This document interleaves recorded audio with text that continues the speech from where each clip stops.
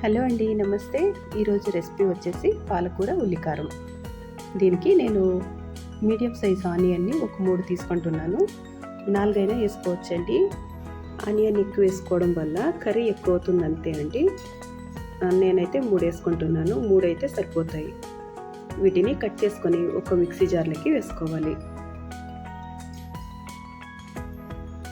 ఇప్పుడు దీంట్లోకి ఒక 10 నుంచి 15 వెల్లుల్లి రెబ్బల్ని వేసుకోవాలి. ఇవి వేసుకున్న తర్వాత ఇప్పుడు రుచికి సరిపడా ఉప్పు వేసుకోవాలి. నేను ఒక హాఫ్ స్పూన్ ఉప్పు, 1 స్పూన్ కారం వేసుకుంటున్నాను. మనకి కర్రీకి కారం ఎంతైతే సరిపోతుందో అంత కారంని వేసుకుంటే సరిపోతుందండి. ఇప్పుడు మూత పెట్టేసి దీన్ని ఫైన్గా కాకోకుండా కొంచెం బరకగా గ్రైండ్ చేసుకుంటే సరిపోతుంది. చూడండి, ఇట్లా కొంచెం బరకగా గ్రైండ్ చేసుకోవాలి.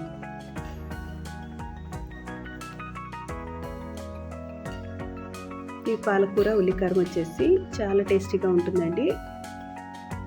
నోటికి రుచిగా ఏదైనా తినాలి అనిపించినప్పుడు ఇట్లా పాలకూరతో ఉల్లికారం చేసుకుంటే చాలా టేస్టీగా ఉంటుంది.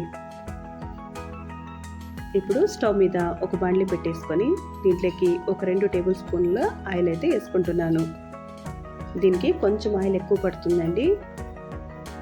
ఆయిల్ హీట్ అయిన తర్వాత దీంట్లోకి తాలింపు గింజల్ని వేసుకోవాలి. ఆవాలు, జీలకర్ర, మినపప్పు, శనగపప్పు వేసుకొనేసి కొంచెం కరివేపాకు వేసుకొని దీంట్లోకి ఒక 2 ఎండుమిరపకాయలని తుంచి వేసుకోవాలి.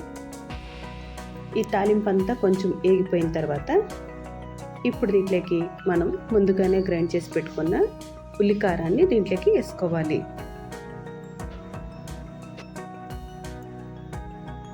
ఈ ఉల్లికారాన్ని దీంట్లోకి వేసుకునేసి ఒక 2 నిమిషాలు అయితే వేయించుకోవాలండి.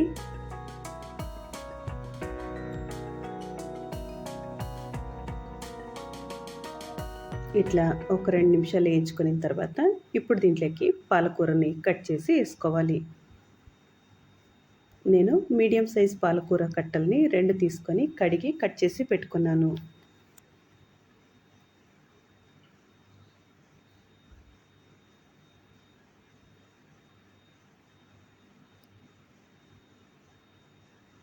ఇప్పుడు దీంట్లోకి ఆ పాలకూరని వేసుకుంటున్నాను.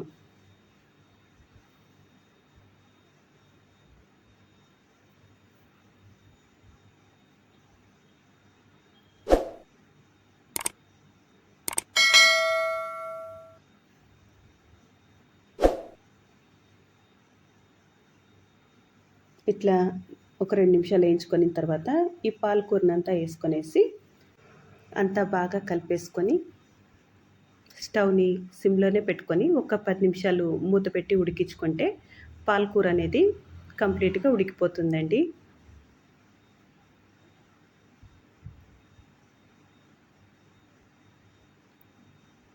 చూడండి, ఒక 10 నిమిషాల తర్వాత అయితే పాలకూర కంప్లీట్గా ఉడికిపోయి ఆయిల్ అనేది పైకి తేలుతూ ఉంటుంది. అంతేనండి, ఈజీగా పాలకూర ఉల్లికారాన్ని ఇట్లా రెడీ చేసుకోవచ్చు. ఇది వేడి వేడి అన్నం లెక్క అయితే చాలా బాగుంటుంది. ఈ వీడియో మీకు నచ్చితే లైక్ చేయండి, షేర్ చేయండి, సబ్స్క్రైబ్ చేసుకోండి.